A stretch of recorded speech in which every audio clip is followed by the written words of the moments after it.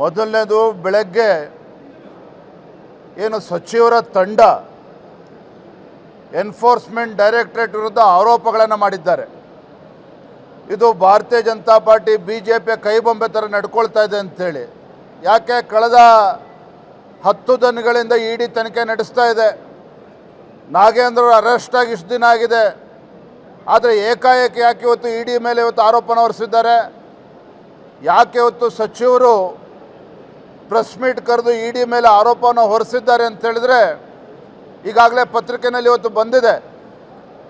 ವಾಲ್ಮೀಕಿ ಅಭಿವೃದ್ಧಿ ನಿಗಮದ ಹಣ ಏನು ಲೂಟಿ ಮಾಡಿದ್ರು ಕಾಂಗ್ರೆಸ್ ಸರ್ಕಾರ, ಸಿದ್ದರಾಮಯ್ಯನವರ ನೇತೃತ್ವದ ಕಾಂಗ್ರೆಸ್ ಸರ್ಕಾರ ಲೂಟಿ ಹೊಡೆದಂಥ ಹಣ ಲೋಕಸಭಾ ಚುನಾವಣೆಯಲ್ಲಿ ತೆಲಂಗಾಣ, ಆಂಧ್ರ, ಕರ್ನಾಟಕದಲ್ಲೂ ಸಹ ಹೆಂಡವನ್ನು ಖರೀದಿ ಮಾಡೋದಕ್ಕೂ ಸಹ ಈ ಹಣವನ್ನು ಉಪಯೋಗಿಸ್ಕೊಂಡಿದ್ದಾರೆ ಅಂತಕ್ಕಂಥದ್ದನ್ನು ಎನ್ಫೋರ್ಸ್ಮೆಂಟ್ ಡೈರೆಕ್ಟರ್ ಸ್ಪಷ್ಟವಾಗಿ ಹೇಳಿದೆ.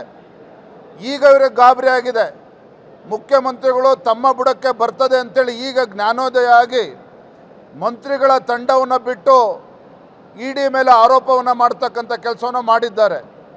ಮತ್ತೊಂದು ಕಡೆ ಮಾನ್ಯ ಮುಖ್ಯಮಂತ್ರಿಗಳು, ಗೌರವಾನ್ವಿತ ಮುಖ್ಯಮಂತ್ರಿಗಳು ಸದನದಲ್ಲಿ ನಡೆದುಕೊಂಡಂಥ ರೀತಿ ಅದು ಅಕ್ಷಮ್ಯ ಅಪರಾಧ.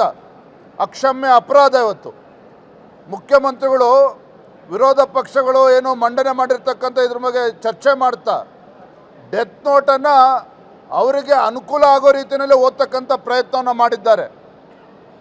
ಯಾವ ಚಂದ್ರಶೇಖರ್ ಆತ್ಮಹತ್ಯೆ ಮಾಡಿಕೊಂಡಂಥ ಡೆತ್ ನೋಟಲ್ಲಿ ಸಚಿವರ ಬಗ್ಗೆ ಉಲ್ಲೇಖ ಆಗಿದೆ, ಬೋರ್ಡ್ ಚೇರ್ಮನ್ ಬಗ್ಗೆ ಉಲ್ಲೇಖ ಆಗಿದೆ.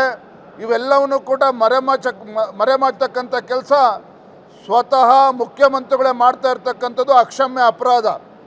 ಎಲ್ಲೋ ಒಂದು ಕಡೆ ನಾವೇನು ಆರೋಪ ಮಾಡ್ತಾ ಇದ್ವಿ, ಭಾರತೀಯ ಜನತಾ ಪಾರ್ಟಿ ನಾವು ಮತ್ತು JDS ಆರೋಪ ಮಾಡ್ತಾ ಇದ್ವಿ, ಮಾನ್ಯ ಉಪಮುಖ್ಯಮಂತ್ರಿಗಳು ಮತ್ತು ಮುಖ್ಯಮಂತ್ರಿಗಳ ನೇತೃತ್ವದಲ್ಲೇ ಈ ವಾಲ್ಮೀಕಿ ಅಭಿವೃದ್ಧಿ ನಿಗಮದ ಹಗರಣ ಏನಾಗಿದೆ, ಅಧಿಕಾರಿಗಳ ಮೇಲೆ ಆರೋಪವನ್ನು ಹೊರಿಸಿ